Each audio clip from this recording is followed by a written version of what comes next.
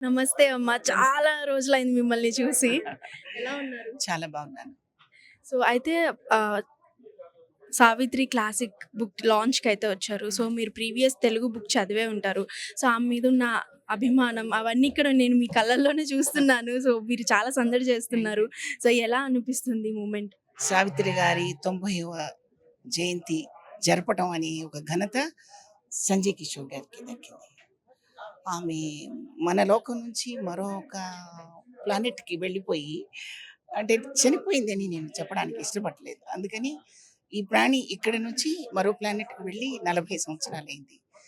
మనకి తెలుసు 40 సంవత్సరాల క్రితం చనిపోయిన ఒక వ్యక్తి గురించి మనం గుర్తుపెట్టుకోవాలంటే ఎన్నో గొప్ప విషయాలు ఆ వ్యక్తిలో ఉండాలి. ఆ విషయాలన్నీ ఈ వ్యక్తిలో ఉన్నాయి. ఈ మహానటిలో ఉన్నాయి. ఆహ్, జీవితంలో ప్రతి వ్యక్తి జీవితంలో ఆనందంగా, ఆహ్లాదంగా ఉండే ఒక వినోదమైన ప్రక్రియ సినిమా. సినిమాని ఆస్వాదిస్తూ, సినిమాని అభిరుచిగా భావిస్తూ చూడగలిగే ప్రతి ప్రేక్షకుడికి వాళ్ళు ఒక డైమండ్స్ లాంటి వాళ్ళు. ఎనలేని మకుటం లేని ఒక కిరీటం లాంటి వాళ్ళు. మరి ఆ మహానటి గురించి 'సావిత్రి క్లాసిక్స్' అనేది తెలుగులోను అండ్ ఇంగ్లీష్‌లో కూడా ప్రచురితం అవ్వడం, ఆ పుస్తకాన్ని ఆవిష్కరించడానికి జయప్రద గారు ఈరోజు ఇక్కడికి రావటం చాలా సముచితంగా అనిపించింది.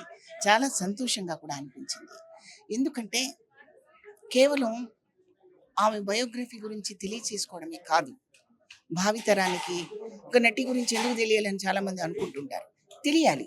ఎందుకంటే కేవలం ఆమె నటనే కాదు, ప్రతి ఇంట్లో స్త్రీకి ఉన్న రెస్పాన్సిబిలిటీ, స్త్రీ ఎంత పొందికగా, ఎంత చక్కగా కట్టు, బొట్టు, వ్యవహారం, మాట్లాడే స్టైల్, శైలి అన్నీ ఆమెని చూసి నేర్చుకోవాలి.